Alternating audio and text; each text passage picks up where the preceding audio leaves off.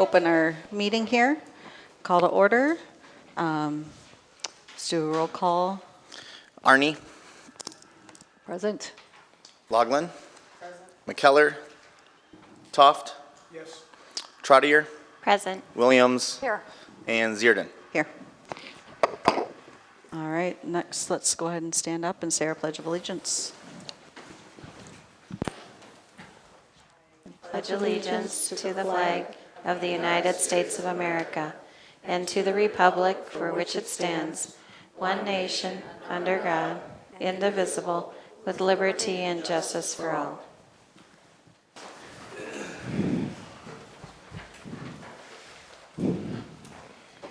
All right, so next on our agenda is approval of our agenda. Or there, I'd make a motion to approve the agenda, but I'd like to add 2 topics. okay, The 2 topics I'd like to add are discussion about the parks budget, asking for an increase, and tax forfeited lots to see if parks could have some input before they go on the auction block. all right. So I guess if there's a motion, Where on the agenda would you like those added? Should it be after the old business? Because I think there's more interest in that than my new topic. It is up to you. So in your motion, you can decide where you would want them placed. If you want them as 8, Oh. B, and C. Yeah, we could do it. I don't, as long as we get to talk about it, I'm not really particular about it, so what do you think? Probably after, I would think after, so. Okay. or it is new business. I mean, I don't know, it's related. So I guess I'll leave it, Diane, to you with you because it is a motion. So Okay, new business, I don't think it'll take long, because I'm not sure we can vote on it if it hasn't been, okay, so we have just clarification. We got a motion from Williams to approve the agenda with the added items of discussion of parks budget increase, and tax forfeit lots to be items 7A and 7B. I'll second. All right, let's take a vote. Those in favor? Aye. aye. Aye. Yeah. Okay, motion passes. All right, we'll add that under 7A and B. All right, any other amendments or anything for anybody? All right, number 5 is approval of meeting minutes from our April 13th. I have an objection to approval. I got a couple questions on Mr. Chansky's letter that he sent us on the 6th. I noticed an entry for the tree removal. It had been $3,500, we've been told, for the last year. And now I see the tree removal cost for the expansion was $17,000. What changed there? Is We were this told on it was the last $3,500 minutes? and they got to keep the lumber. Is that on the last minutes, though? I asked this Daniel, he said it was part of the Let's see submitted then. to us as part of the agenda Yeah. minutes. It was after the minutes. Back here. Yeah, so that's associated with item 8A. That's the memo to go to item 8A. Okay, so we'll be coming to that. Yeah, so we'll be coming to that as part of that Okay, so that's agenda not, item. I just didn't want it to go on the permanent record that way without an explanation. Yeah. So we'll get that then. Okay, thank you. I'll make the motion to approve the minutes. From April 13th? Yes. Okay. I'll second. Okay, let's take a vote. Aye. Aye. Aye. Aye. Aye. Okay. Minutes approved. Number 6 is open forum. For this part of the meeting is for anything that is not related to the disc golf course property at this time. So we always take open comment of anything that might be related to us, but we'll also have an open comment time for that when we get to old business, okay? So anybody that would like to come up and visit with us, we just ask that the audience be quiet. Yeah, so everyone can hear, and we do have a 5-minute limit tonight, just because I know it is going to be a busier night? I won't need the timer. Okay, okay. Tim Olson, 31908 Blue Ridge Drive. Not here to talk about this tonight, but I'm here, so why not talk about it? I've been to a few of your guys' meetings. I know you've kicked around community garden discussions. I don't have it with me this evening, but I have been looking at some possibilities for locations of community garden. So I just thought that I would throw that out there. If there's any interest in hearing that, I can certainly get back to you guys. Yes. Okay? Yes, for sure. Thank you.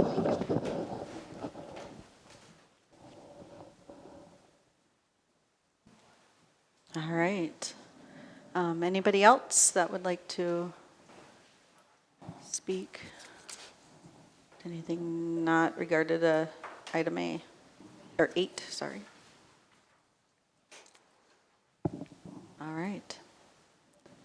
So moving on to new business, which we now have 7A and 7B. Yes. Because there's been a lot of interest in parks, and we've always been very limited, and now we know how much surrounding communities are spending to get recreational opportunities for their citizens. I think it might be nice to, before the budget process starts in August, right, to have some ideas of increasing our budget so we can do more of the things we want to do, whatever they may be. But I think we're pretty limited with that minute, minuscule piece of the budget that we get. So I wanted to bring that up. Will that be able to be brought forward at another meeting as a formal topic that we could take action on? Absolutely. So I'll just give the committee quickly, we haven't finalized the budget calendar yet for this year. It's something we'll probably be doing with the council actually in June. But yes, so we are getting into budget season. So normally at the June meeting, I kind of set the budget calendar with the council so they are aware of what the process is going to be for budget. Normally how it's gone in the past is June, July, staff, we kind of start drafting the budget. We would then, obviously that's the time we work with you. If you have any increases you would like to see or want to discuss what you would like to see in the budget. Come August, the intent is to have a budget workshop with the council, kind of the council's first opportunity as a whole to look at the different, all the items that have kind of been placed in the budget and whittle things down and discuss things prior to them considering the preliminary budget and levy in September. State statute requires that the council set a preliminary budget levy in September, and then they can work on that up until December when they do the final budget. So yeah, so we can bring it, I can bring something, have something back into June to have start, kind of get understanding of what you might be thinking, and then kind of come back, we can come back in July and work on some more numbers. Because again, by August, we would like to have essentially a preliminary type budget put together for that workshop with the council. Okay. Do we, if we pick a number, say like in my mind, I'm like maybe 5 times what we get now.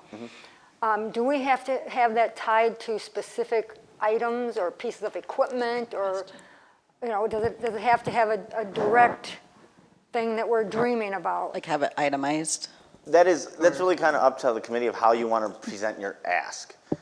You could do that. You know, a lot of times it is like, we want this because of X, Y, these specific things. If you don't necessarily have specifics you want to do, again, you can still make that request to council and say, you know, we have a, you know, an ongoing list of maybe 4 or 5 things we're thinking about. We haven't narrowed it down yet, but we would like to be able to move forward with some projects next year. So we're asking for an increase of X to then do, because at the end of the day, even if you're given a budget of, you know, 5 times what you currently have, any expenditures you choose to make have to get approved by the council anyway. So, but yes, you can make that request. You can pitch the request either way. Okay.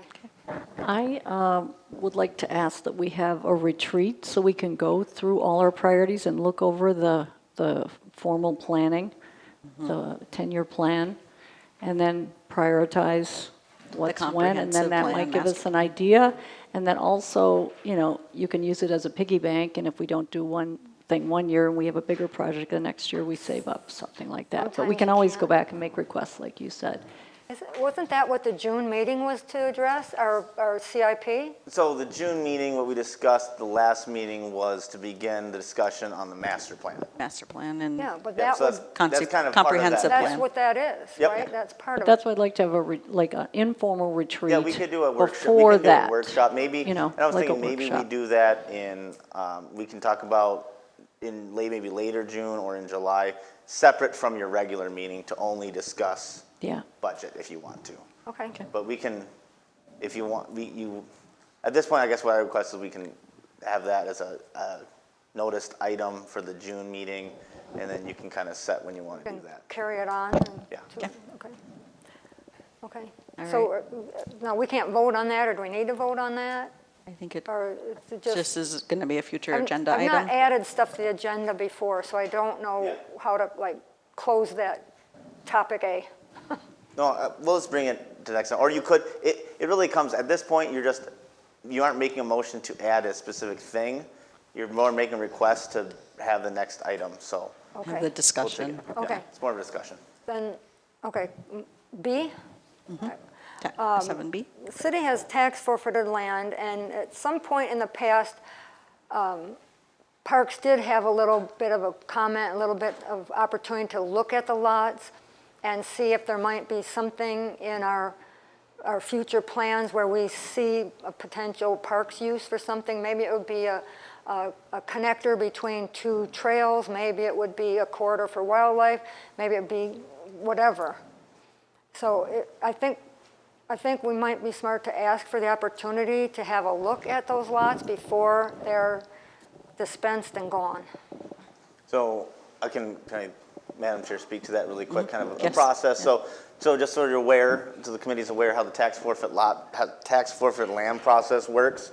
So when a property starts going tax forfeit, it's delinquent in taxes, it takes about 3 years for a property to go all the way through the process. Once it goes through the process, it first goes to a public land auction. If it doesn't get sold, then it's available at any time to anyone go down to Crow Wing County Land Services and buy over the counter.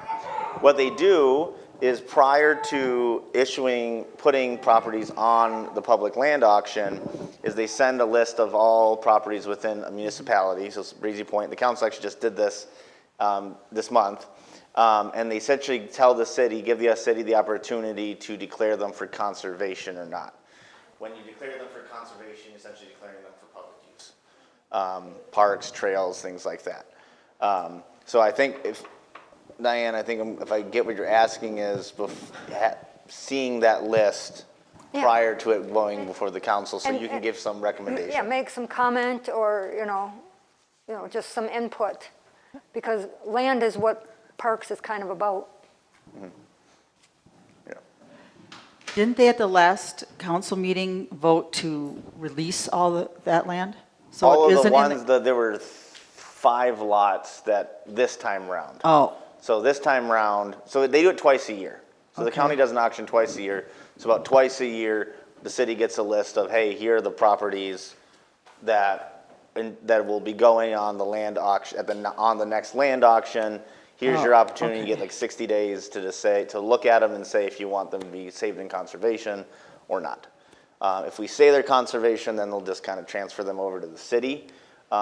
If you say no, they go on the land auction, and then if you want them later, you've got to buy them. So we pretty much get the one opportunity to say we want them for conservation. Again, once they're in conservation, again, it's parks and trails. It's pretty much what parks, trails, stormwater, things like that they can be used for.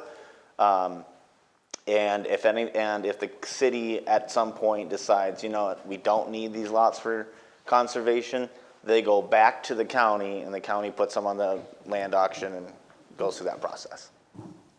Go ahead. Do you have a map that shows which ones are up and, for 1, 2, or 3 years or more? Can we be given that? Can you send that to us? That list, the county doesn't really give us the list of these are all the properties in the process. Okay. They give that to us once they're done. Because part of that whole process is there's a reclamation process. So in that 3 years, the property owner has the opportunity to try to get that land back.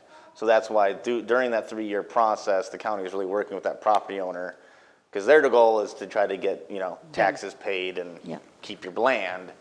The tax forfeit, that's kind of the last, you've been given your chances. The city is now, the county is, or really the state, the county on behalf of the state is now taking the land and is going to put it up for sale to pay that bill. And it is public information, like we can look Yes. up Okay. any tax forfeit lot. I've done it before, so. Yeah. through But the Crow tax County. forfeited lots, they get Just they're give our essentially eyes. listed once they have gone through kind of that process. Yeah. So, So it's possible, right this minute, there could be lots sitting there over the counter available for purchase. correct, there are. Yeah. If you go onto the Crow County website, go under land services, there's a land sales tab, and they have a spreadsheet that is constantly, it's updated every time there's new properties, and it's by jurisdiction, and you can go to Breezy Point, and it'll list every property in Breezy Point that is tax forfeit and available for purchase. Can you clarify also the relatively small amount of the sale of any piece of property that the city gets? The city share is pretty small. Yes, the city Not a share is big pretty moneymaker. small, and it's generally if there are assessments on it. So that's pretty much, we get very minimal amount outside of if there's an assessment. Okay. Thank you. Any Thank other you. questions or comments from the committee? All right. So we will be moving on to number 8, old business. To open this, we are going to have an open mic opportunity. Did you want to kick us off, I can, just so again, so everyone Administrator just Chansky?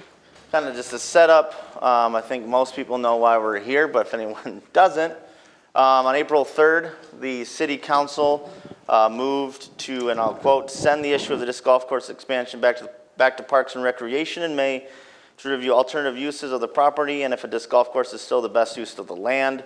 Also, they directed staff simultaneously to work with adjacent property owners on possible solutions presented to the city council in June, pending a recommendation from Parks and Recreation Committee.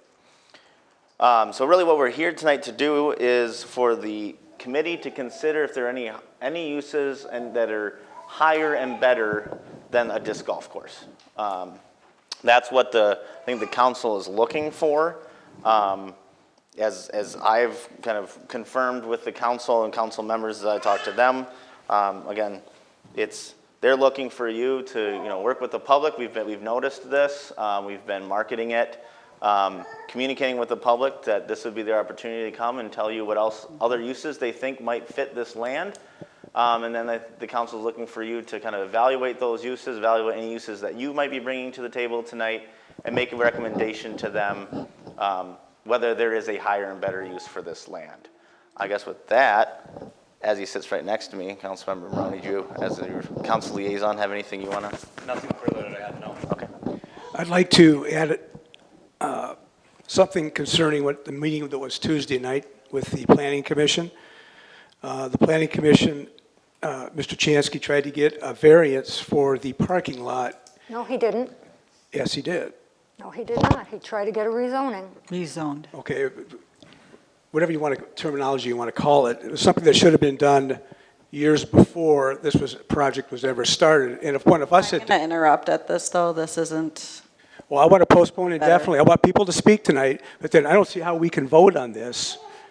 I want to make a motion that we do not vote on any recommendation until the Park Commission, the Planning Commission has that zoning issue figured out. No. is there a motion on the table? Is that, that are your you making motion? that motion now or? Yes, I want people to speak because they're here, but after they get done speaking, I don't see how we can make a recommendation when we don't know what the disposition of that lot's going to be. Well, I believe when there's a motion on the table, we have to take care of that at the time. So, is there a second to the motion? Not me. All right. Then I guess the motion dies. So, yes, Gail? I had a question. When it said Simultaneously, the staff is supposed to work with adjacent property owners on possible solutions. Is there any number of, like, how many people came forward and worked with At this point, I have met with one, and I have scheduling meetings with 2 others. Very good. Yep. All right. So we'd like to open up this opportunity for people to come speak about this. There's going to be a 5-minute limit because I think there's several people here tonight that will be sharing their thoughts with our committee. So let's go ahead and get started. Thank you. Hello, everyone. My name is Jonathan Curtin. I live at 31709 Green Scene Drive. I stand before you today to share my vision for a future Breezy Point with more inclusive and diverse parks and recreation options. I think everyone has access to a printout in front of them. Kind of reference that as I talk. There'll be a lot of visuals that go along with what I'm going to say.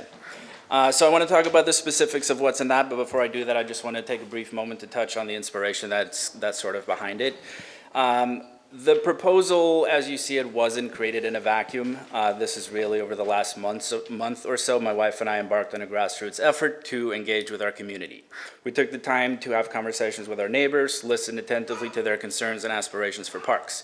Through these interactions, we discovered a shared sentiment among residents of Breezy Points, and that is a feeling of being underserved by their city when it comes to the parks. The overwhelming feedback that we received highlighted a strong desire for options that catered to varied interests and needs in our community.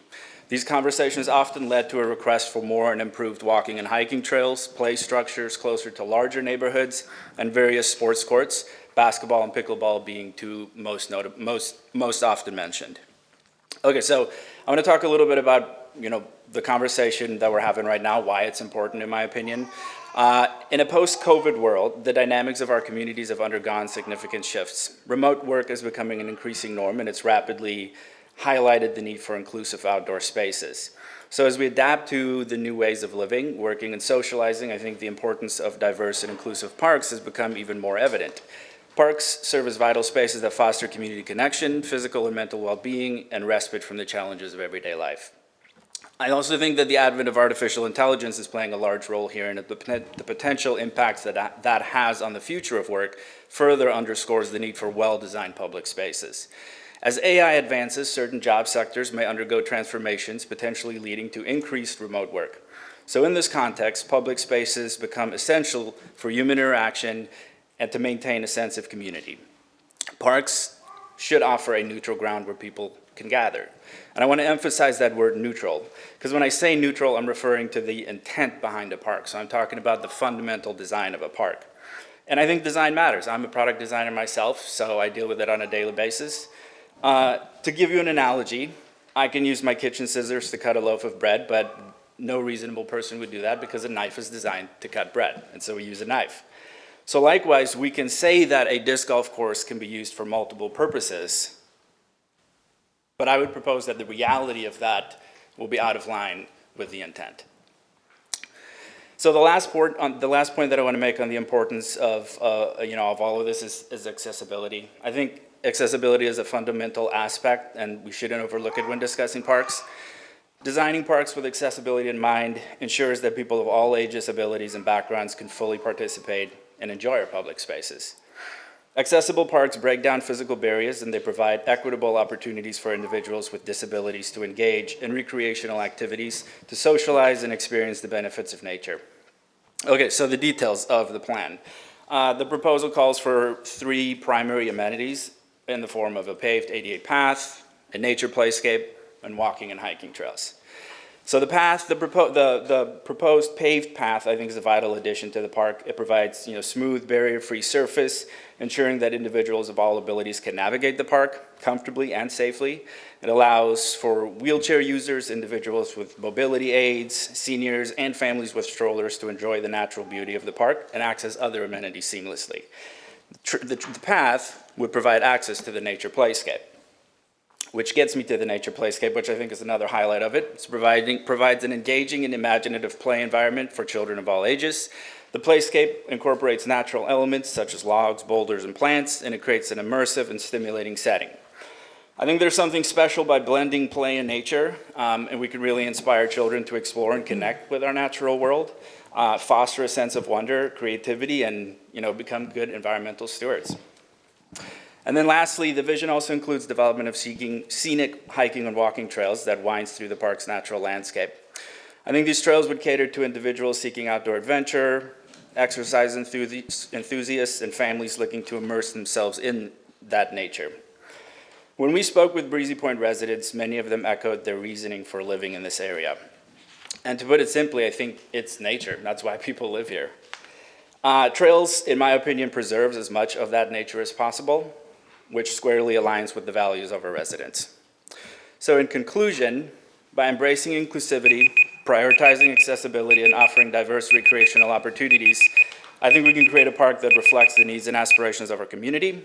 I think together we can build a space where everyone feels really welcome. Thank you. Thank you. All right. The mic is open for anybody else to share. Hi, Tracy. Mine kind of piggybacks off his, so I was hoping to go next. My name's Tracy Curtin. I live at 31709 Green Drive. We've been tasked to find a better use for the White Birch 30 acres of public land. Before we do that, I want to speak briefly on the parameters and definition of this term, better.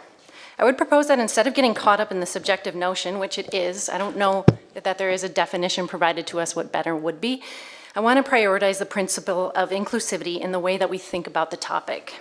Inclusivity in park design means going beyond a one-size-fits-all approach and ensuring that our parks are welcoming and accessible to everyone. It means providing spaces that accommodate a wide range of recreational activities, from sports and active play to nature exploration and relaxation. When we design with inclusivity in mind, we create environments where individuals of all ages, backgrounds, and abilities come together and interact and form connections. Inclusive parks foster a sense of belonging that promote the social cohesion and nurture a strong and vibrant social fabric. The proposal that is sitting in front of you encompasses a comprehensive vision for the park and recreation space that we've come up with. It outlines a range of inclusive amenities designed to serve the diverse needs and interests in our community from what we've found.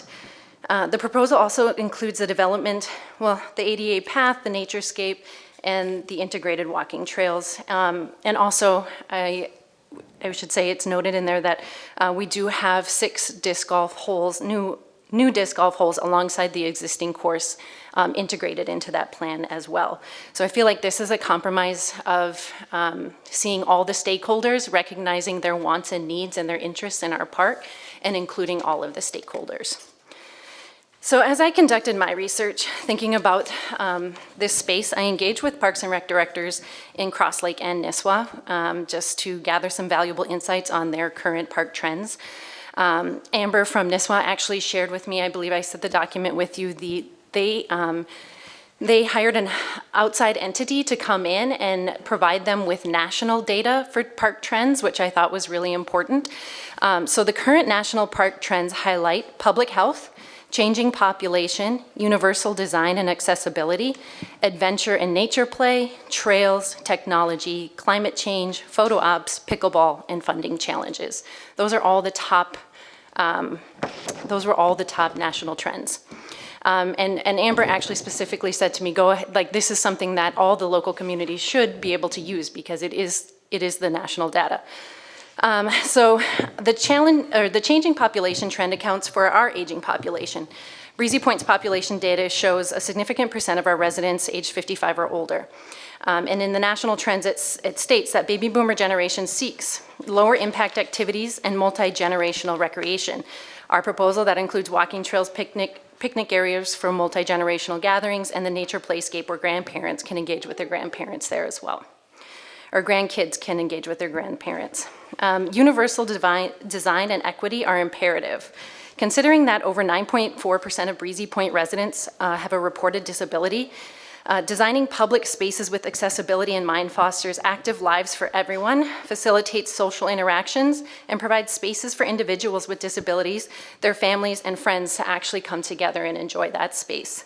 The accessible paved path that we propose gets into the wooded acreage, which we don't currently have that access for an accessibility, getting into the wooded acreage, into the picnic area, and into the play space. I would ask actually our educators, I know we have educators up here, Chairperson Zierden and Committee Member Trottier, to use your knowledge and expertise in creating accessible and inclusive spaces, because I know that you guys do that with your leadership in our public school system. And so I can see that you could use that leadership here in our public city spaces as well. Another main part of our proposal is the nature playscape. Again, I call on our educators. Committee Member Trottier actually has recently received an eSTEM award, kudos, and done a really incredible program with our eSTEM activities for our elementary students, which I think are fantastic. And so that's why this nature playscape, I think, is dear to me. I have a third grader who enjoys Mrs. Trottier's class, and it promotes that learning, that wonder, that spark of imagination. I'm losing time, so I got to jump through here. Trails were another significant part of our proposal. They provide actually just safe routes. We actually have existing trails. I've heard residents talk about improving those existing trails, connecting them to other trails so that we can move through our city together. And again, some people want a closed loop. It's important for like that age group exploring their independence for the first time to have that closed loop where parents feel safe to let their kids go out and explore. So I would just end, I just want to end with I would say too, I did look up on the Minnesota DNR, there are actually lots of great programs. I know that there is funding concerns, and that is part of the concerns of the national trends as well. Trails are actually a pretty well-funded, there's a lot of opportunities for trail funding. I just want to thank you for the time, and I impress upon you the opportunity that this committee has to create an inclusive and diverse park space for our community in an underserved residential neighborhood. It is a benefit to residents and visitors alike, and we just appreciate your time and consideration. Thank you. Thank you, Tracy. All right.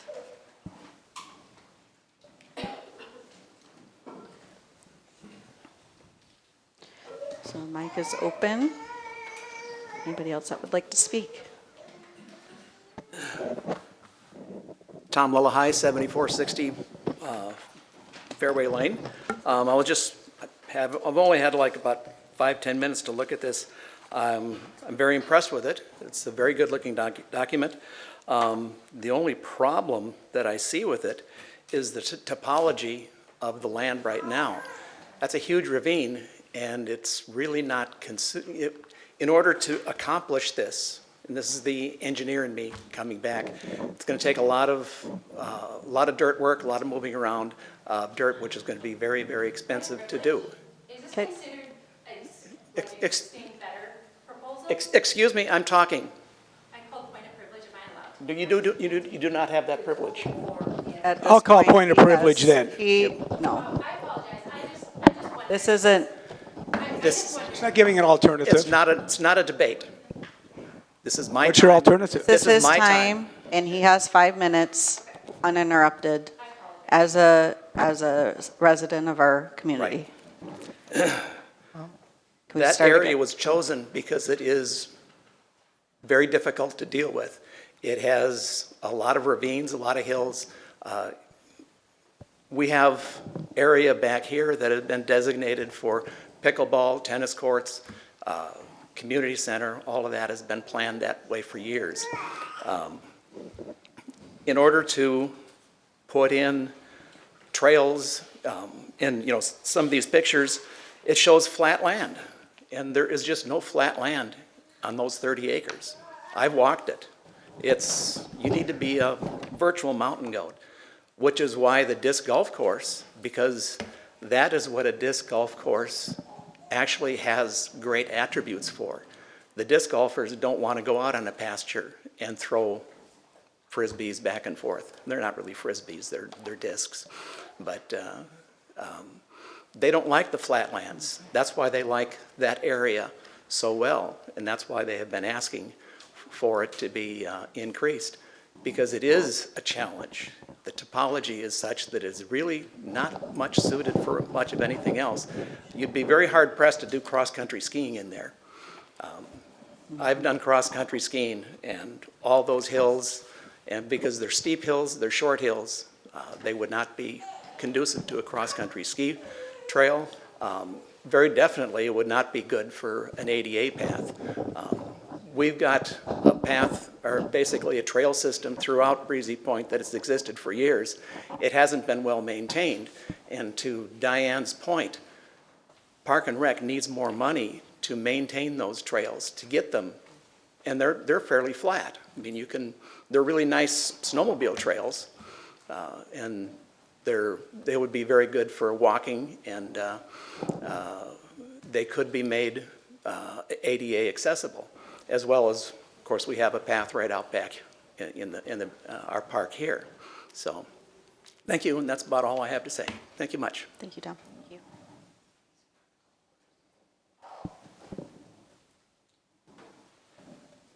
All right. Mic is open for anybody else who wishes to speak.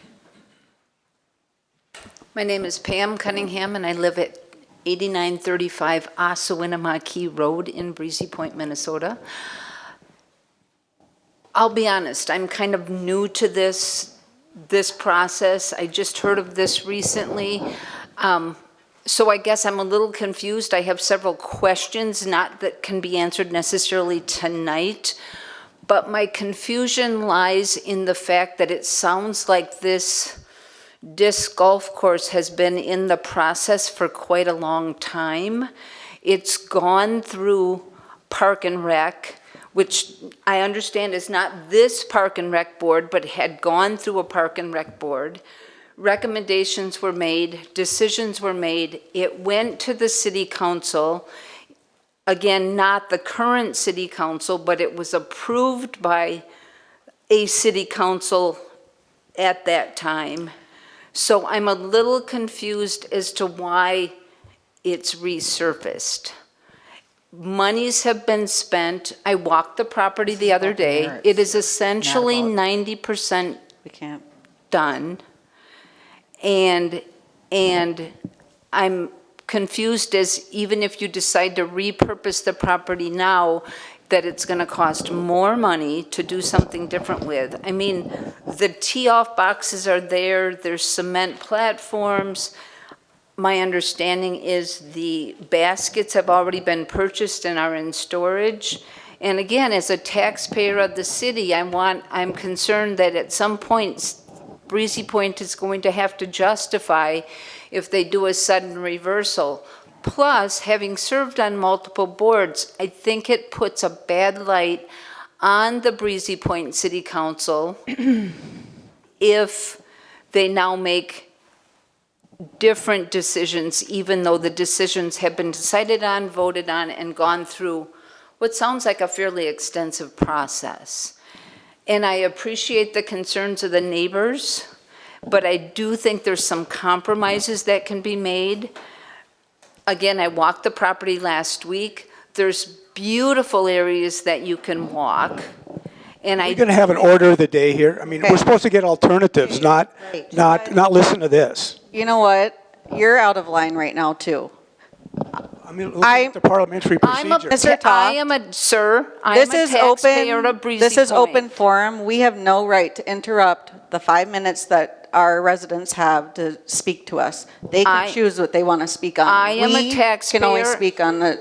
We'll stick to the agenda. We are, as a committee, we are sticking to the agenda. We cannot, we have to listen to what our public has to say.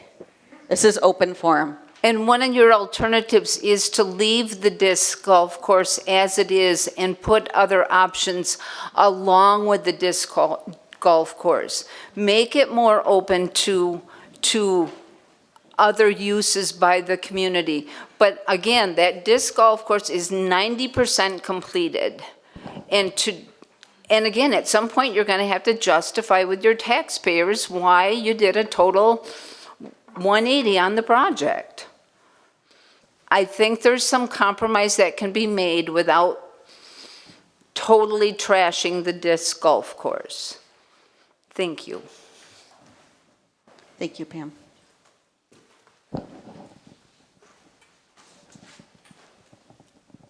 All right. The mic is open for anybody else that would like to speak. everyone. My name's Shane Humphrey. I'm at 4556 Main Street up in Pequot Lakes. I've been working with y'all for about 5 years now. I'm the main director for the Yeah, speak in so I can hear you. Apologize. Thank you, Dan. What was your address again, sir? 4556 Main Street, Pequot Lakes. I grew up on Oswego and McKee, and I lived on Ski Chalet for 4 years, several years ago. Thank you.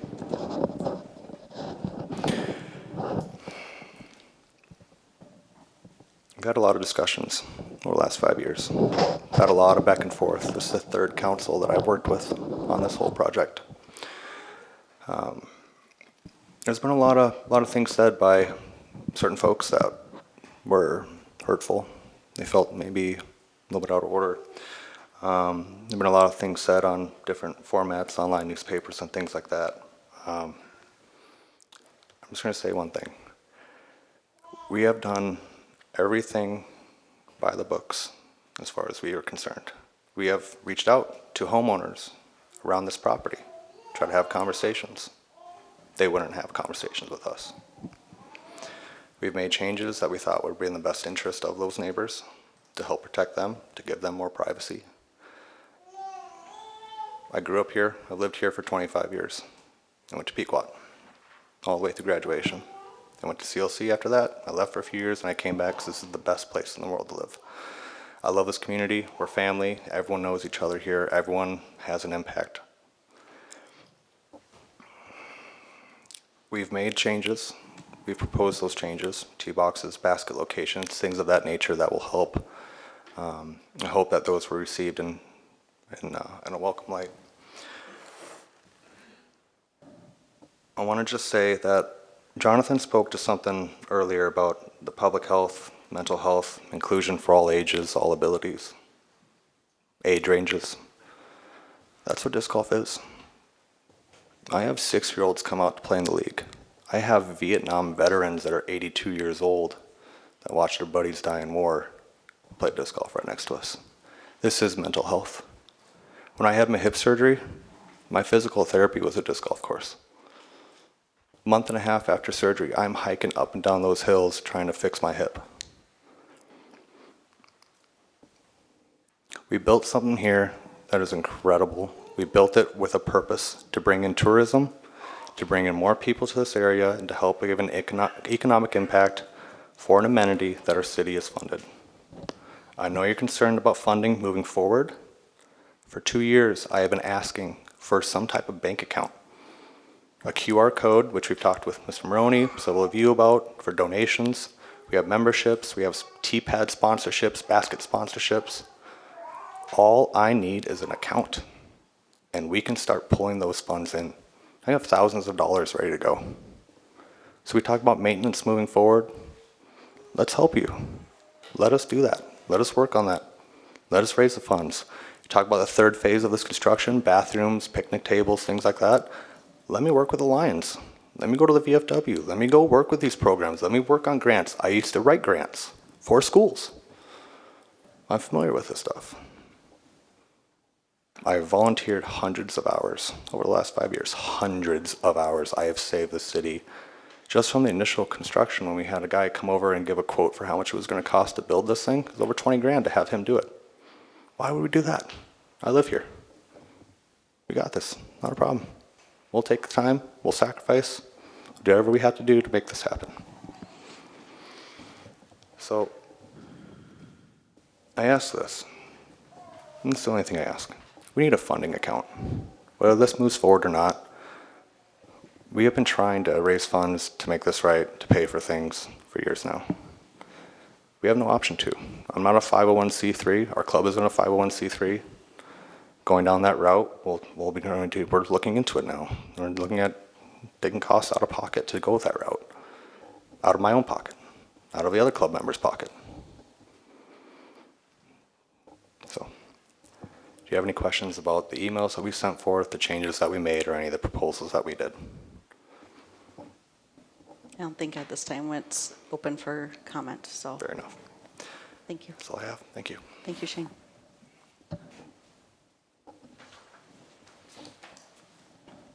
All right, so our mic is open for our next speaker.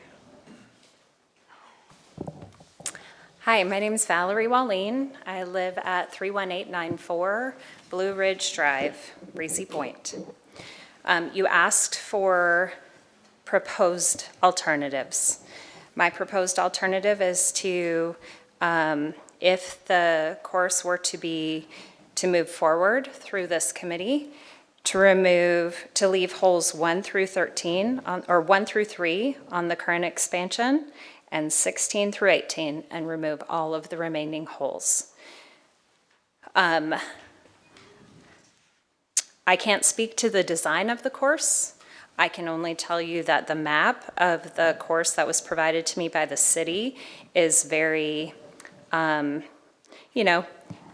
indefinitely designed, imperfectly laid out, probably a printout from Crow Wing County GIS, and somebody marked these. I can tell you I can see from my kitchen window holes 9, 10, 11, and 12. I know for a fact that these holes have been identified by the disc golf club as holes that need attention because of their location, not realizing how close in proximity they are to property lines. I would say that I believe it is T12 is less than 50 feet off of my property line. And as a disc golf player, when you're throwing, or I'm not exactly the right term because I'm not really skilled at disc golf, I just kind of basically understand it. When you're throwing, there's concern for a buffer zone. And when I researched it, there were some articles that said 150 feet from property lines to allow for the flight. Others said a minimum of 50 to allow for the flight. I feel like it's your responsibility as a committee to make sure that this design is such that people are not trespassing on private property to collect their discs. And so I would ask that you consider that as alternatives. I think the advantage to that is they still have 6 additional holes, and I don't quite understand it, but that would allow them to play one way and then turn around and play back. So they still get I think it allows them to have 24 with the existing 18, which I feel like is a fair compromise. I mean, they don't get a full 36. Certainly, in speaking with other disc golfers, it's not uncommon when you're playing a tournament to have 18 located in one spot and 18 located in a different spot where you have to drive. There's no obligation to link the 2 courses. So by redesigning or not furthering this, not allowing it to continue, it could be redesigned somewhere else. There could be a different location identified that doesn't impact a residential area quite as significantly. So those would be my asks, that as you consider the use of Outlot A, that you consider reducing the number of holes that are present. I think the last thing I would say is I would encourage you guys, if you haven't already, to familiarize yourself with the PDGA website. They are the governing body for disc golfers in the United States and really around the world.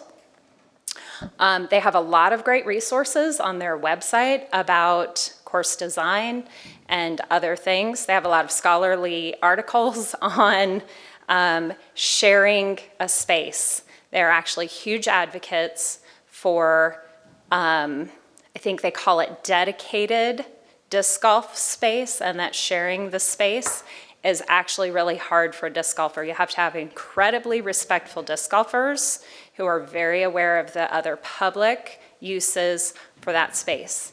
So if you choose to recommend continuing the expansion of the 18 holes, I think it, by necessity, almost excludes using it for other things unless it's winter when disc golf is shut down. Thank you. Thank you, Val.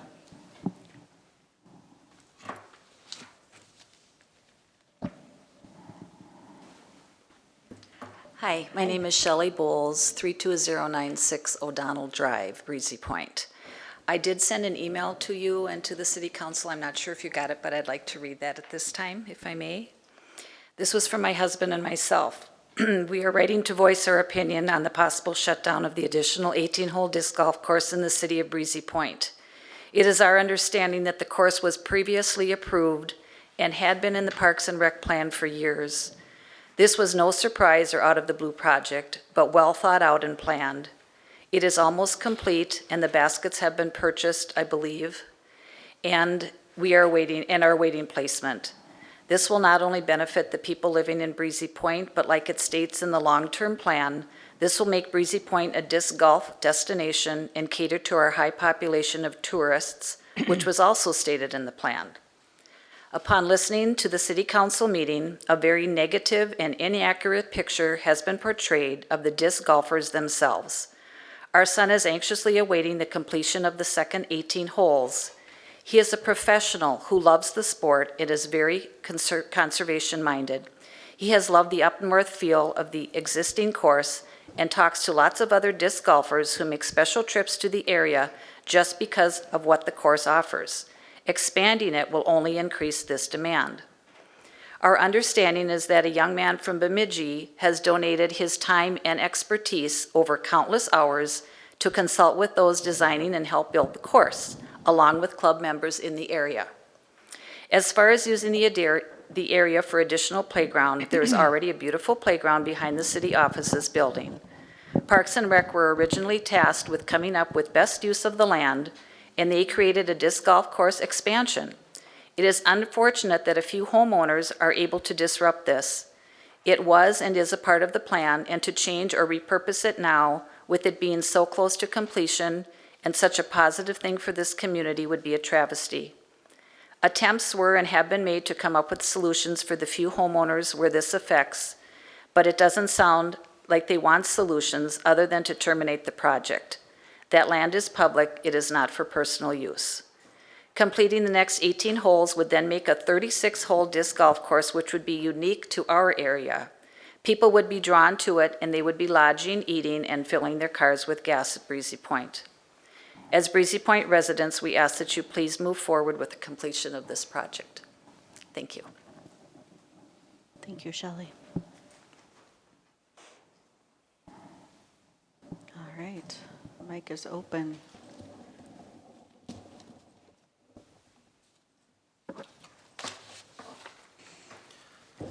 Hello, my name is Travis Moser, 32433 Cedar Street. I'd like to start by addressing Bill Tuff's point about the purpose of this discussion. I think it's incorrect to just walk in here with the assumption that there is the key word being better usage for that land. It's entirely possible that this is in fact the best use for that land. I'm looking at this unlike, I would argue, nearly every other party that argues either side of this. I look at it from both. I'm a resident of this city. I'm sympathetic to the folks who live next to it. Personal anecdote, just to qualify that point, 15 years ago I bought land to build somewhere, and then unbeknownst to me, somebody built a dog kennel next to it. Not ideal to live next to, so it cost me over $30,000 out of my pocket because the value of my property tanked and I didn't want to live there anymore. So I completely understand all of their arguments and issues with what's happening here. However, living next to a park is significantly different than living next to a dog kennel. Dog kennel trashes your property. My pocketbook can tell you that. A park increases your property value. So I'm actually jealous of the folks that live next to this because of the value it's going to bring to them personally. I think it's awesome. If anybody asks me if my city should spend, $55,000 to build a park to increase the property value of 30 people's properties 8 to 25%, I'll give you all my thumbs. I've been out there and I've walked the property. I've walked it with some folks on the board. I've walked it with friends, with family. It's not flat. Yes, I would love to see more parks in our community. I think it'd be great. I would like to see a park on that side of the county road so that the children over there don't have to walk over here. My grandson lives a block over this way, and I don't like that he has to walk across North Drive to get to this one. Okay? So this is flat land. You can make a park, you can make a ball field, tennis court, basketball court, whatever you want on flat ground. That land is not flat. My least favorite hole on the existing course is hole number 16. And there are several holes that I walk on the new course that are far more intense and far more elongated trying to walk the ground than the hole that's there now. That is the most difficult one to walk. The idea of I would love to have an ADA approved trail out there, but I'm personally terrified of the idea of anybody with a physical handicap that would require something like crutches or a wheelchair to pretend to try to maneuver that ground. Impossible. My father-in-law, his wife, plays disc golf down in Texas. I refuse to take her out here because it's so hilly. The terrain is not something most people of that age can deal with, let alone with handicaps. As far as the age of people and the accessibility of this, I will hand you my phone and let you pass it around.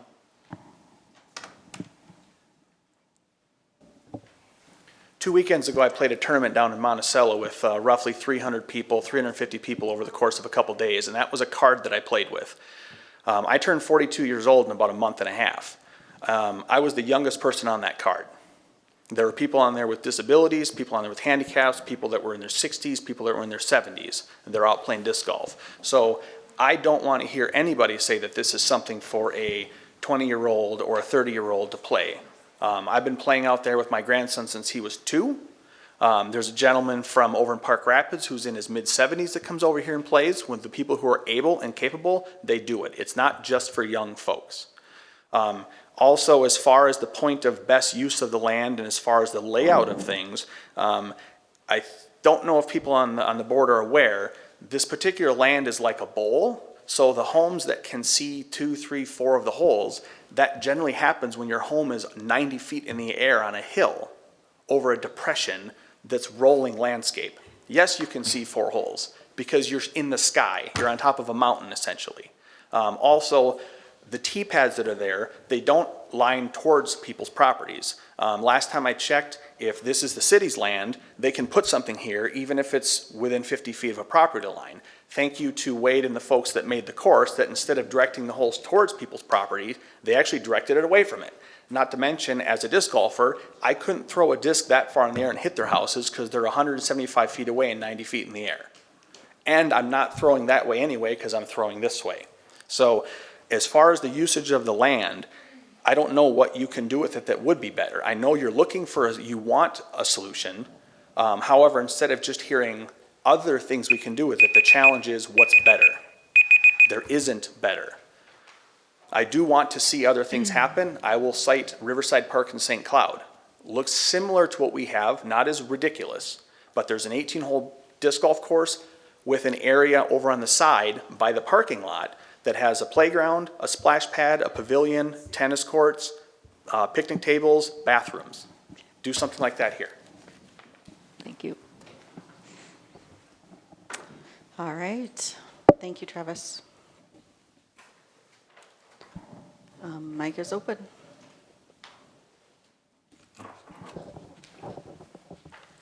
All right, I'm Katie Kiley. I live right down the street on White Overlook Drive. We just moved here about a year ago, and we found out about this course. We knew they had the big lot cleared. We didn't know what it was for. We found out that they wanted to host tournaments, which we are not thrilled about because that's inviting a 100-car parking lot. That's a lot of cars coming down a street where there's kids, dogs. Like, it's just, this is a neighborhood. Like, I've never been to a disc golf course that's in the middle of a neighborhood. Like, why would you go and put 18 more holes and invite tourists into a neighborhood? Like, this is supposed to be for the residents. Like, you want to make your residents happy too, right? Not like just tourists, which we have plenty of things for tourists around here already. I think that adding a few holes is fine. I don't think you need to add 18 more. Like, I don't know how many people will do 36 holes in a day. Like, that's a lot, unless you're a diehard disc golfer or something like that. Put grills in, picnic tables, a play area, things that a family can do, because this is not, people say it's a disc golf, like it's a family thing. No, it's not. How many people go there with their kids? Let's be real. They don't, because there's discs flying around, people are drinking, You want drunk drivers coming down our street? Absolutely not.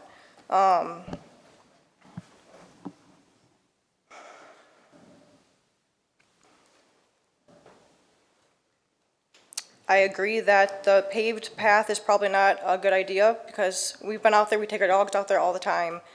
I get that would be a lot of money, but I think that if you did an unpaved trail, runners would love not having flat land. I don't want to go run in flat land out in the open. I want to run through trees. I want nature, right? So if you put a nature path that's just gravel, not cemented, people love not running on cement, right? Because it's good for your knees and all that stuff. So I think we can compromise, like I said, add a few more holes. We definitely don't need 18 more holes. Like 18 is more enough in the first place.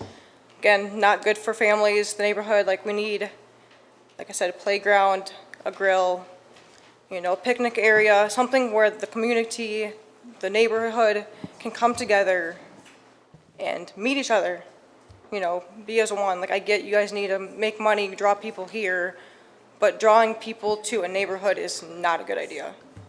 Thank you. Thank you, Katie.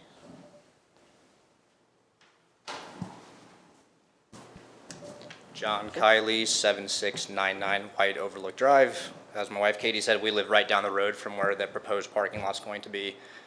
First, want to say I think the existing golf course is great. Disc golf's fun. I love playing it. We love that it's right down the road. Prior to moving here, I traveled for work. In the last few years, I've worked in 10 different states, a couple provinces in Canada, played disc golf in all those places. Never have I been somewhere that has 36 holes in one single location. And I would imagine the reason being is, as she said, 36 holes in one spot, people aren't going to play it all in one day. The previous lady mentioned that if there is a tournament, it could be in separate locations. That said, I just think it's a poor use of the land overall. It would have been better to be left as is, which is after the fact, sure, but to have 36 holes in one spot in a residential area, I've never seen anything like it before.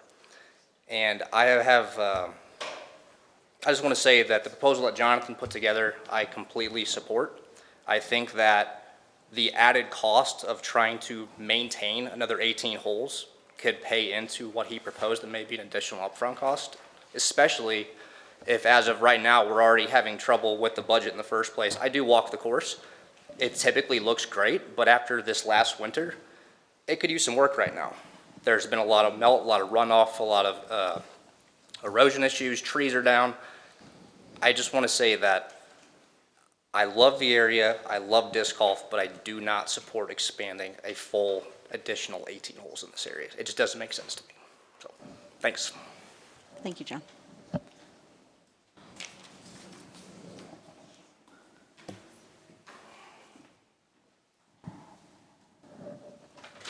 Amanda Sigler, 31916 Blue Ridge Drive, Breezy Point. I just wanted to speak to a few things. We did receive the letter being invited for the city to come to our house and talk to us. My husband and I have written a letter to the city council, and we feel like that is, everybody knows our opinion on it, that we do not agree with the expansion. We don't feel like inviting someone to our home and looking at what you can see from our house is beneficial. We have not felt heard since we started this process a year ago. My husband and I have lived in our home for 3 years. When we bought our home, there was nothing out in the public that we could find about anything that was going to be happening. We had even called the city at one point, and nothing was mentioned about the disc golf course expansion at the time when we were buying our property. I do want to mention a few things that I heard tonight that were contradictory that I hope you consider. I've heard from people saying that disc golf is very inclusive. It can be used for many purposes. Many people can use it. But then you have people making contradictory statements like it's in a ravine.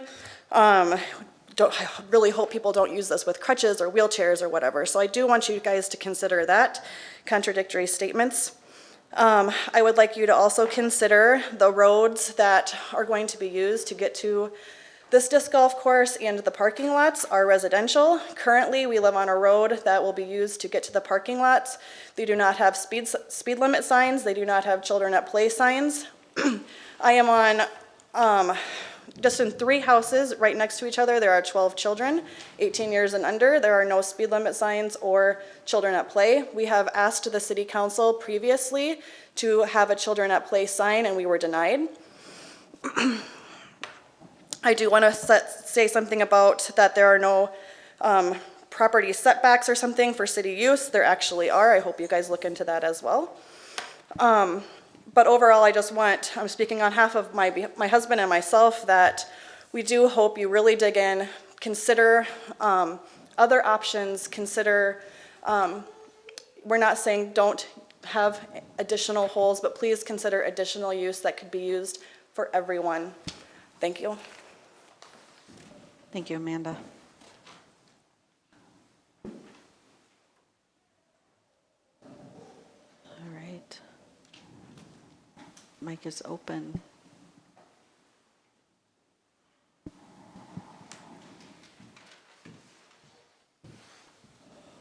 Tim Olson, 31908 Blue Ridge Drive. Amanda that just spoke is my neighbor on one side, so I own 3 of those 12 kids she referenced. I want to preface this by saying that, and I've said this for a year now, I don't have anything against disc golf. I don't have anything against disc golfers. I've said that to the city council. It's on YouTube, you can watch it. I've said it to the disc golf community. So I want to be very clear in stating that. Okay, so we're here to review alternate uses of the property and if a disc golf course is still the best use of the land. Was it ever the best use of the land? This world's been around a long time, and that property has been there a long time. In a beautiful, natural state. Okay? When we look at the plats of this area, White Birch 16, we have all of these outlots. The city has access to all of them outlots, right? So, if this land was intended for development, why would the city not have been, at the time of dedication, provided a lot rather than a 50-foot strip to access these lots? The city had to go and buy property to build a parking lot. Okay? Moving on, outlots A through R. Why was outlot A chosen with no access when several outlots exist with current roadside access? I don't know that. I don't know that. A 1.5 acre, 100-car parking lot in a residential area. If you hear that, the average person would say, in my opinion, that doesn't sound like the best idea, in my opinion. It has been discussed over and over and over again. Cost neutral. What does cost neutral mean? Okay, I guess there are different interpretations of that, but is this project cost neutral?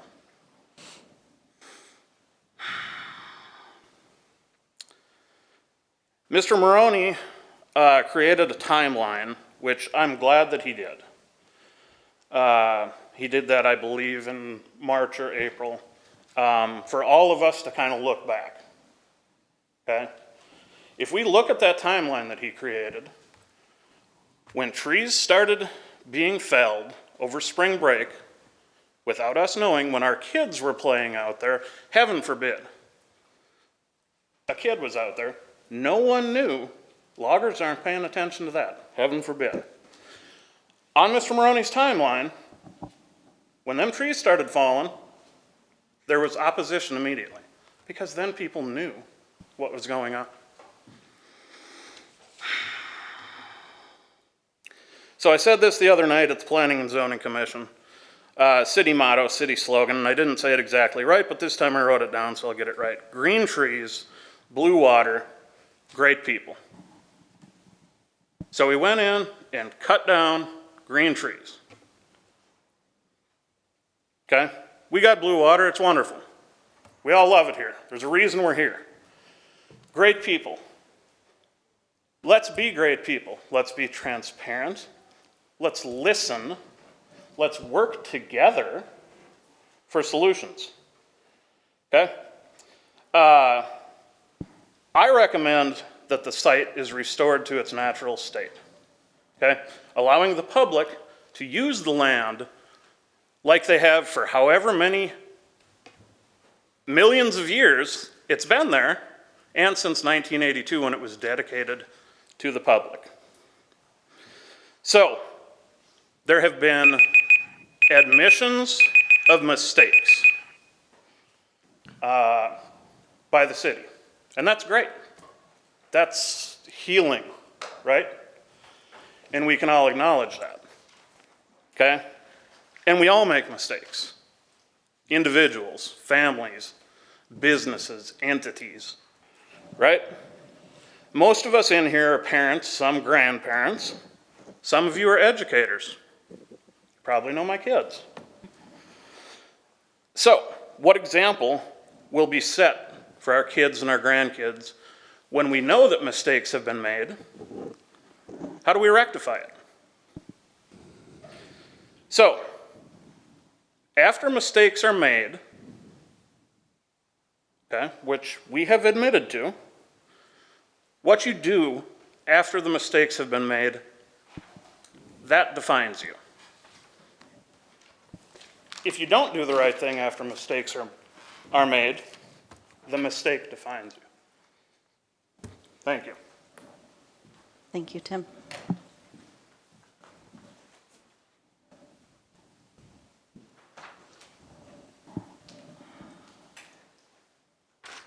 Open mic.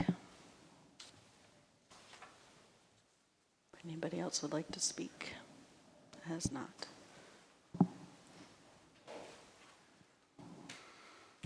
All right. Madam Mayor, I'd make a motion. Then we can have discussion, because according to the Roberts rules, we're supposed to have the motion to have discussion.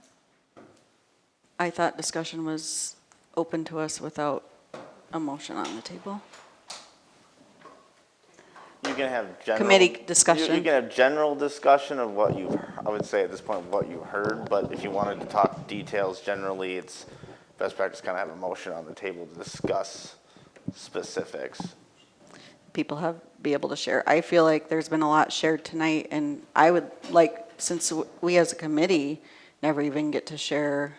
I didn't think we could talk until we had a motion. In this situation, I thought we think- could ask questions of, say experts or somebody, but I don't know, whatever you say. Situation, kind of what the Madam Chair is saying is I don't think it is just now essentially giving you your opportunity to have what the public just had. You don't need a motion to do that. Oh, okay. Well, Yes, I Diane. I took seriously to try to figure out if there was a better use for this land. A lot of things crossed my mind, but a lot of them I threw out right away. Motocross, I think that'd be beautiful in there, but I don't want that here. No more than anybody would. I also thought maybe a mountain bike park, which quiet at least. Then I saw that Brainerd recently got an amphitheater. I thought that might be, all these communities around here seem to have music in the park. That could have something like that. The terrain is challenging. I don't think it would be particularly good for walking, even if it was paved. And around the perimeter, where it's higher up by the properties, I don't think that would be acceptable to the citizens who would be abutting a paved trail right at the end of their property. It's also kind of challenging. I think they talk about inclusivity. I don't see where any kind of trail in there, we could call it inclusive, because it'd be challenging for people. Get to my age, knees start to go.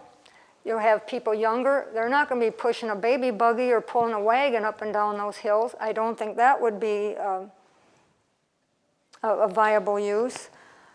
As for the playground needs a lot of flat land. You have drop zones around equipment. You could have it scattered all through there, which wouldn't be good if you had 3 kids and they each want to be in a different spot, across a different hill. The other thing I considered was possibly to have one of those fitness trails where people walk and they go to stations and they do push-ups or whatever they do, or a climbing wall for bigger kids down in there. And I still come back to the idea that to not take down more trees and have more area opened up, leave it to disc golf. I think I've come to the conclusion that would seem to be the best use. Unless we want to take the whole parcel back, use that for a place for a community center and do the whole full meal deal in that 30 acres or whatever it is, and do the whole thing, the pickleball, the basketball, everything people wish for, and the community center, all in one concentrated spot. And it's for the other people seem to be, in some ways, kind of selfish, looking at, well, you destroyed my view. I have to look at T-pads. Well, I live on a lake, and I have a beautiful view until the weekend. And then I see jet skis churning the water in front of my property where we can't even swim because the mud comes in. I can't do anything about it. It's public.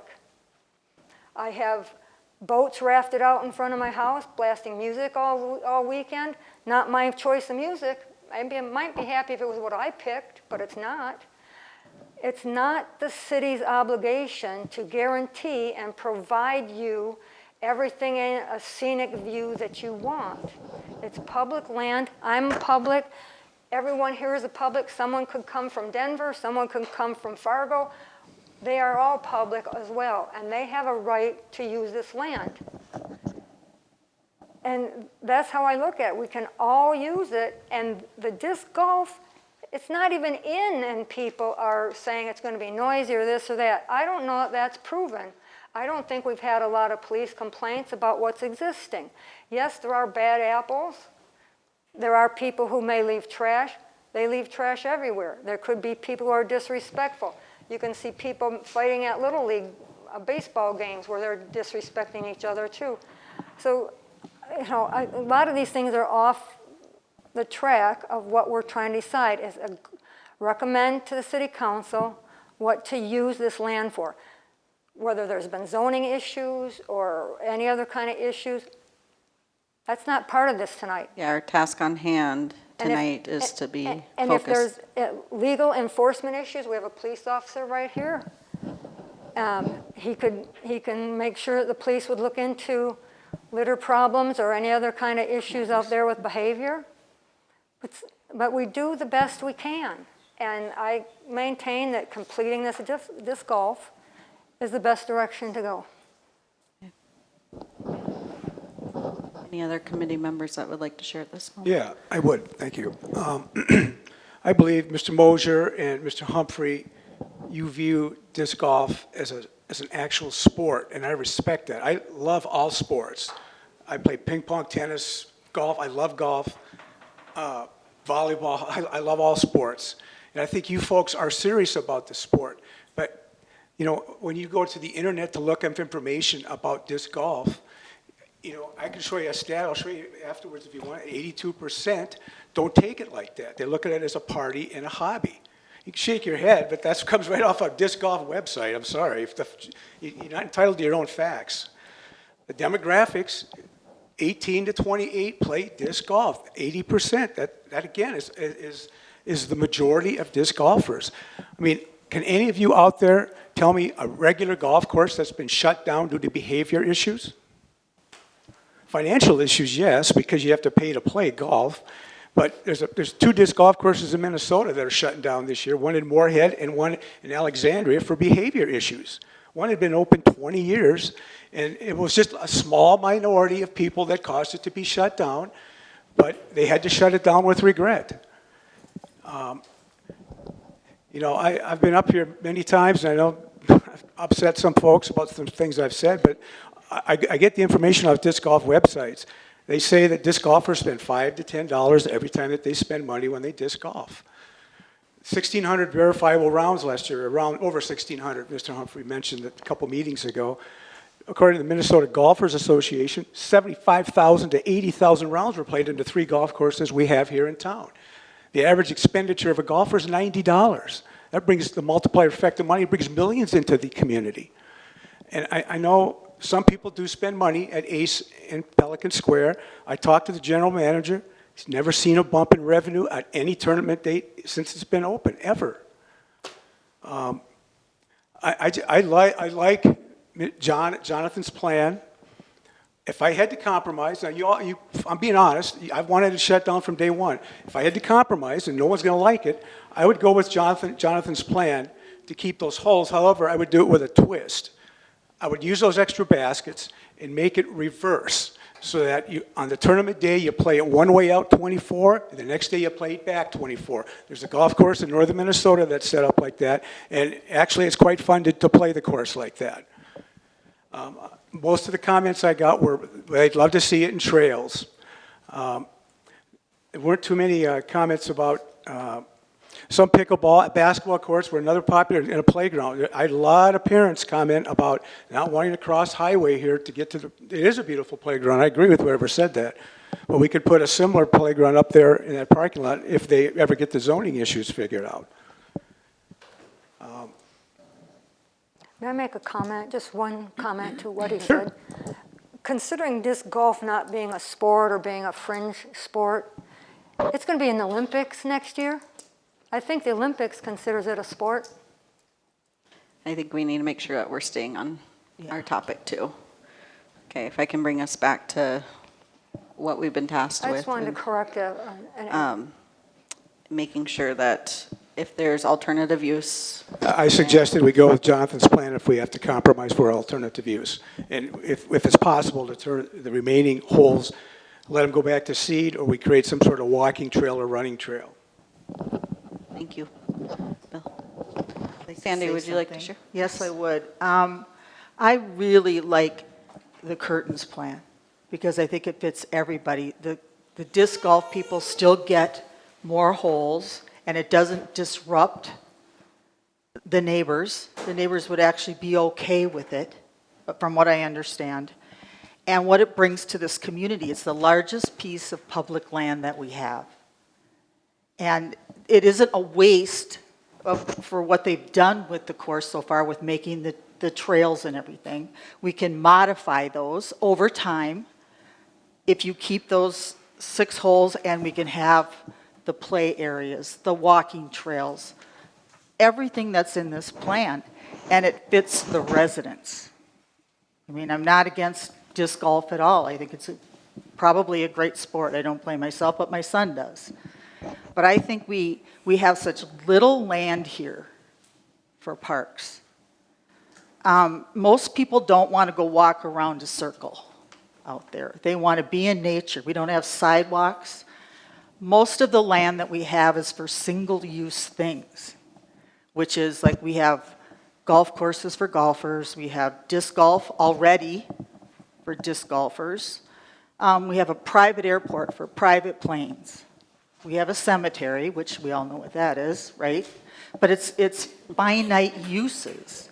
And this is the one and the largest piece of land that we have that could benefit many different people in this community. And it can take time. It isn't like, the trails basically are there.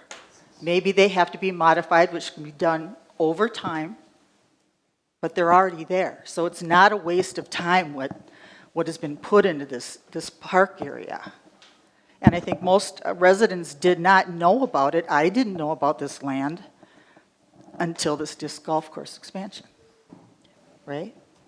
So I am all for multi-use, shortening the course so they get more holes, which makes it advantageous for people to come here. But the rest of us can use it too. Thank you, Sandy. Deanne or Gail, Sure, would you I'll go. like to? Well, I have used the course, the original, for the last, let's see, at least 5 years after I discovered it, because I saw the little sign on 11. And we have gone with our grandkids, who are from 5-year-old to 12. They love it.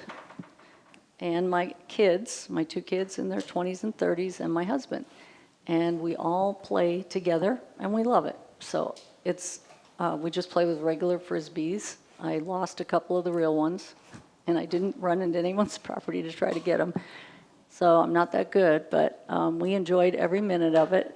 I didn't see, there was nobody, it wasn't crowded.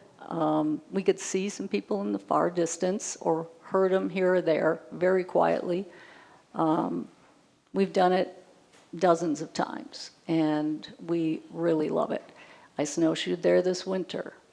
With the backcountry skis, you could ski those hills if you're in fit.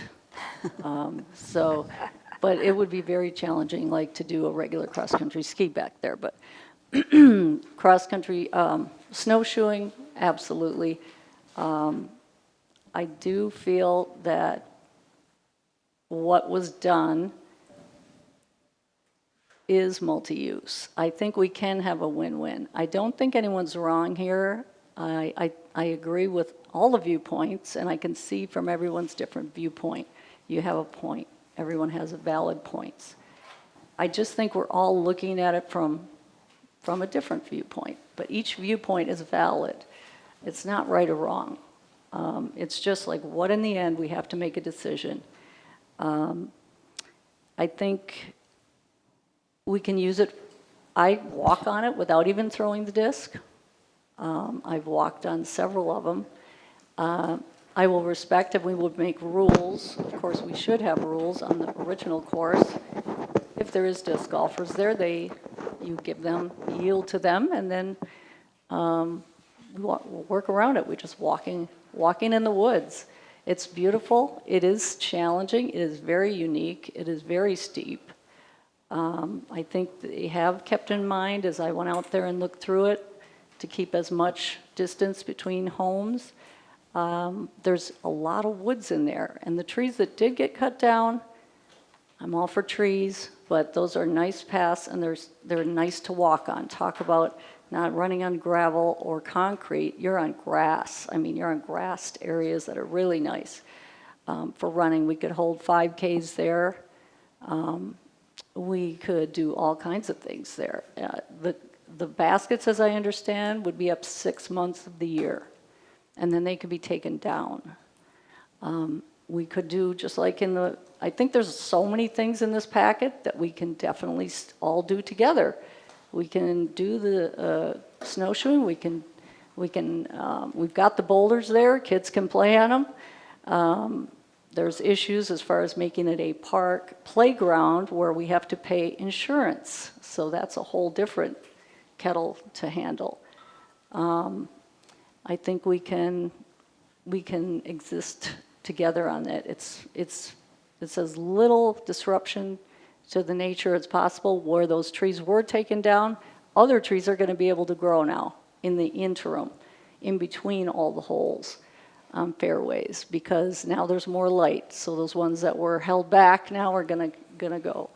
I think accommodation has been made or will still be made to make everyone as happy as can be, as they can be, to either put up a barrier or to plant more trees. And we'll see also when the is that for me? Oh, okay. I take over. When the trees are full leafing out, we need to see what that looks like. I haven't heard any complaints, any serious complaints over the last course. We have people who live on the course now who haven't had, and I see their house from the course. I just think there can be a win-win, and we could have it all for everybody. I really do. And I know we have plans. We should have a crosswalk on 11 here so people can walk across it to get to the park. I've done it with my grandkids. It's crazy. So we need to put a crosswalk. We can do these things. We can add more parks. We're trying to get more money. We want to get more land. We want to beautify. We want to improve those walking paths. They are not good right now. And talk about going by people's houses. Those are pretty close to people's houses. So my opinion is we can all win. We can all win. There's no losers. I don't think there's any losers. I'm sorry, are you finished? I'm finished. I just wanted to bring up one more thing when you're talking about like sharing a course and still walking out there while they're playing disc golf and everything. And there's a website called parkediscgolf.org, and it's kind of a blogging site, but a research was done by Dr. Josh Woods. And though they say there's this testing was done, Frisbee golf to brain injury, but that's not what I'm talking about here. It said it doesn't happen very often, and the risk is very low for that. But what he did say in conclusion is that while the study concluded that discs pose a lower risk than other types of sports equipment, they were talking about football helmets and things like that being used, it did not suggest that disc golf is safe. I'm talking about working together, walking on paths or whatever, while disc golf is being played. Disc strikes can cause significant pain and result in serious harm to a person's skin, eyes, and other facial features, as noted in the study. So I just wanted that known. I don't think that we can be, the liability, for one thing, of a city park, if we say, yep, you can go out there and walk while they're playing disc golf, and someone gets hit, the city's liable. Can be liable, I believe. But yeah, we have to be. Yeah. I don't know that for a fact, but I think there's something to be thought of in that. So to try to divide the property in a way where it's safe for everyone, safe to play, safe to use it for other purposes. Just want to make that point. My turn? Deanne, yes. First of all, I do want to thank everyone who offered input tonight, especially as a newcomer to the park board right now, or park committee, excuse me. I appreciate hearing everybody's comments, and it's given me a lot of food for thought. My personal experience with the disc golf is that my family right now ages and ranges from 18 to 58, and we do use the current disc golf regularly and love it. We do go play with our children who are teenagers to young adults right now, and it's a great way for us to get out in nature together. We're being physically active. The cost for my several college students is minimal, and we just really, really enjoy having that in our community. Our experience has been, when we have been there in summer, is that oftentimes we will see one or two cars when we pull up and park and never ever see anybody else on the course. That's been our own experience, and anyone that we have ever run into has been polite, really not interested in spending a lot of time together, but hey, how's it going, and have a nice evening. So when I did take the tour, the city tour of the proposed course, and I did really looked at the terrain for other uses. I do have a lot of experience with cross-country skiing and snowshoeing, and it's steep. And I know, because we groom trails, that trying to run any cross-country ski grooming equipment through there would be next to impossible. because of the hills. I agree with Gail that the snowshoeing would be, doable for someone who's ready to tackle those hills. But that does, that makes a challenge with that. When I took my tour, we did see 2 deer and another deer carcass from the winter. But it was reassuring to me to know that with the clearing that's been done, that there's still wildlife in that space, and that hasn't been destroyed. And I think Gail also touched on the fact that the green growth hasn't come up for spring yet. So I would be really interested in rewalking it again in a couple weeks here to see what the coverage is with that. I appreciate the fact that some compromises are already being discussed for people who, and it was pointed out to me, this hole we felt was too close to the property line, or this I'm not going to use the right terminology, but this tee box needs to be moved. So I know that is an ongoing attempt to compromise for people, and I think that needs to continue to happen. I had a question about the parking lot because just because not having the background in it, in the intent of having such a large parking lot, to me, that's a lot of usable space right there when we talk about, dual purpose, that entry to the new disc golf entrance is beautiful. And I love your nature playscape idea in there. And with the parking lot, either using part of that for picnic shelter, whatever, do we need that big of a parking lot? And that's my lack of knowledge of the background of that.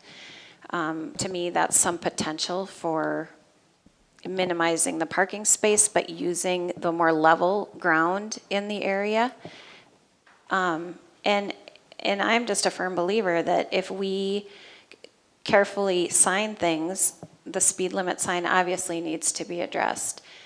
If it's signed appropriately and rules are listed, that then we have some way to enforce those rules if they're not being followed. All right. And just one thing on the parking lot. I believe it was because a couple tournaments occurred and we went over to play one time and there was a tournament happening and the streets were lined with cars.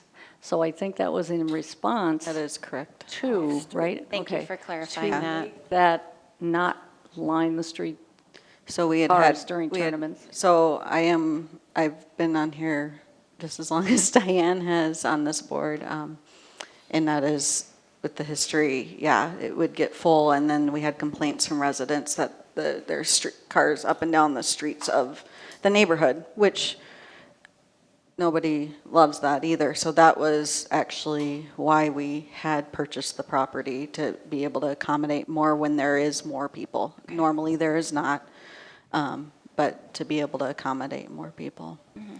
Thanks for that clarification. I Want guess a I'll. motion now? I would like to just speak just a little bit. I've read every email. I appreciate everybody being here. I've spent hours and hours and hours reading the emails. Yes. I've gone back to the work that we had started 10 years ago and on this committee. And we have always focused on taking what we have and doing it better rather than always adding new things. It was the case with our fishing pier. It wasn't designed the way we had thought, and so we needed to modify and fix it, and now it's the way it needs to be. We've improved our parks. I think this is something that has been part of our comprehensive plan for a very long time. There's nothing that's been hidden, and I do think that there could be some better communication or other ways of communicating what's going on, but there has never been a hidden agenda, okay? And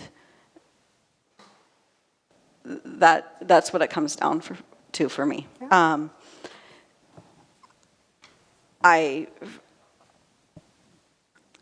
We have walking trails. we've actually discussed them in past park meetings and about maintaining them more and expanding them and maybe even paving, and then budget did come to, I mean, I remember getting numbers for paving is Jaw-dropping. huge, yeah. And so it was like, oh, I guess we can't do that right now. But maybe, I would love to see more trails and things like that. I don't know where they all have to be, or can we at least take what we have and improve those rather than creating new? That's something I do believe in. I understand the desire to help cover costs and things like that, but any other park that we offer, it's an amenity of our community. We don't charge people to go to our beach. We don't charge people to use our playgrounds. Maybe for tournaments and things like that in the future, yeah, but public use, I just think it's something that Breezy has to offer. And I do agree too that signs need to be updated so it can be clear and things can be enforceable. But we also can't, how would we ever make progress or improve things if we always, if it was all the what ifs? And I'm not saying we jump in with both feet all the time, and we need to step back and I think find a compromise. I did appreciate the compromise, an email that was shared where it showed some altering of where baskets could be and things like that. I think that, and to give just one last piece on this, when this was in inception still, we had imagined having like an 18 and an 18 and then having a middle ground space to have a pavilion, or we had talked about picnic tables and spaces where families can gather. And obviously we have a very small budget, so we hadn't even gotten that far yet. We had even talked about having bathrooms there and maybe adding a playground and stuff. So it's not anything that is out of the question. It's just we hadn't gotten there yet. And then this project got put to a halt. And in my opinion, the project is 90% done. I would like to see it completed, but I would also like to see other things incorporated, and improvement along our other park properties to accommodate and listen to our community as well. So that's all I have to say. I'll make a motion then. What's your motion? I would make the motion to report back to City Council and answer the question that we were given, that disc golf is an appropriate and the highest and best use for this parcel. All right, we have a motion. Now, whether, not in my motion is adjusting the tee boxes or anything like that. That is not for me to design. But, I mean, that's... So what City Council wants from us? The use, not the design, not the modifications, but if it should... Not the modifications, but... if the golf is still the best use of that land. Is this an appropriate and best use? Okay. I'll second. Second that. Okay, we're going to need to take a roll call. Well, first you should. Sorry. This is at a time, Madam Chair, that you would discussion. you would have debate on the motion. Okay. I would like to, I wish we had I was sure it was quicker, I would like to have motion Jonathan's plan first, is just see where everything fell. 97% of residents in a city will use a standard public park. Swing sets, soccer fields, baseball fields. Turn your mic around so I the can't silver hear you. part. Sorry about I'm that. next to him. Sorry about that. 97% of city residents will use their public parks that are associated with their cities, playground equipment, baseball fields, etc. I don't think the percentage of folks that are going to be using this golf course is anywhere close to that. I'd say it's under 10%. And like you said, we have trails. We also have an 18-hole disc golf course already. I don't understand. To me, the compromise is losing some holes, not just moving a couple tee boxes and maybe getting some silencers for some of the baskets, in my opinion.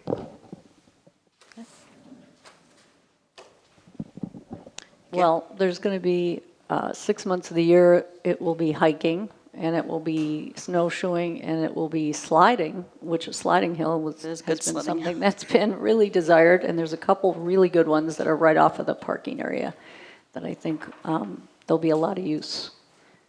And when people find out about it, we've heard some people speak tonight who didn't know it even existed. We need to market it. You know, we need to tell people about it. We need to let them know that it's there so they can use it, so we can get that 97% usage. I think I would love that. More people out there walking, getting healthy, playing disc golf, snowshoeing, enjoying it, the beauty. It's really unique. Any other further discussion there?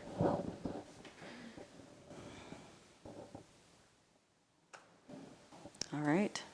So we have a motion on the table right now. Is this an appropriate time to take a roll call vote? Do you want to do a roll call vote, or do you Or- like to do a voice vote? That's Steve. Roll call, let's do roll. Roll call? Okay, we absolutely can do that. Arnie? Aye. No. Loglin? No. Toft? No. Williams? Yes. Troutier? Yes. And Zierden? Yes. Motion is passed 5 in yet favor, 2 against. Okay. Or sorry, 4 in Four. favor. Thank Four, you. yeah. 4 in favor, 2 against. We're missing one. Sorry for my math, it's been one day. So I guess I'm wondering what the next steps are. Yes, so for Administrator next Chansky. steps, this motion will go before the city council on the June 5th agenda as your recommendation. And at that time, the council will decide how to proceed, whether to take your motion or go another route. And then if there's any further direction from the council to the committee, we'll bring that back to you at your June meeting, which is the second Thursday in June at 5 o'clock, which if you give me which would be June 8th. Yes, June 8th. Okay. All right, thank you. Are there staff reports for the next item? Everything? Not at this time? Okay. Okay, I'll just throw out there, Madam Yeah. Chair, just again, queuing up for June. Right now, what we have that you probably will be bringing before you, we've discussed in last month, we're going to start with the Parks Master Plan. We'll bring before you kind of our recommended process for moving forward and kind of what we see as the steps. We'll discuss that. And have you solidify how you want to move forward in updating your master plan. This discussion of signs that was at a previous meeting, we'll bring that back as well. And then per the discussion we had today, we'll begin the discussion of the 2024 budget. For 7A and 7B? Yes. Yes, okay. All right. Okay, I think that's all. Daniel, did you have anything? Okay, that's all we have from staff, Madam Chair. Okay. Can I ask, would that be also the time where we could plan work retreat? session? Yes, we can. At that meeting? Okay, thank you. Yes, let's get that on the books. Okay. All right. Can somebody clarify what this a retreat means? Because the only retreat I'm familiar with was in church, and the whole youth group went somewhere. Workshop. We're going to call it a workshop. Workshop. We're not going to a Workshop. resort? So like our school board has, workshop is where they discuss some things and So what's it- their how- meeting is where they take action. Madam Chair, I can talk to kind of Yeah. generally. So generally how I kind of facilitate workshops, it is a meeting of the committee. I just Yeah. didn't know the term retreat. I thought it was like we're going somewhere for a weekend together. Well, we might be Yes, no. visiting some of the sites. We might be visiting some of the Yes. sites of what we want to do. And Diane, that's something I think you get to discuss, is how you want your work session to go. Okay. Yeah. Not just what you Yeah. discuss, but if you want it to be here, if you want to have a walking meeting, if you want to. Could be those are all both. things we'll discuss in June. Okay. I've got it on here. We're going to Cancun? All I'm right. not sure that's in the budget. All right. Any committee member reports? I don't believe. Can I just add one more thing? So we've already heard a lot of what people would like to see in addition in the city. We want to get to work on these things. I want pickleball courts, I want a garden, I want an ice rink, I want all kinds of things. Let me know what, what's the way they should bring forward other things besides what they've already told us. Yeah, so moving forward, if people have ideas, obviously, you could reach out to staff, reach out to members of the committee, attend future meetings. The committee always has an open forum. I anticipate as the committee, I won't try to speak for the committee, but as the committee moves forward, especially looking at the master plan and budget, they'll be looking for more input. And as they seek more input, obviously, we'll be putting that out there. If there are any times that they identify they do want to hear from, they are specifically looking for information. So always obviously be looking at our social media. We put on our social media, website. Yeah, so it'll be more. Yeah, we're going to have some longer-term goal planning and comprehensive plans to be mapping out, which we have done. How far out will this plan go? I mean, what are we? Typically, it's is it been 5 years 10 or 10 years? What do we look at? Generally, a master plan is 3 to 5. We try to, you want to keep it within a 5-year only, because once you get 10 years out, you're speculating at that point. Okay. Anything else from committee? All right. Make motion to adjourn our meeting. I'll second that. Okay. Those in favor? Aye. Okay. Motion carries. Meeting adjourned.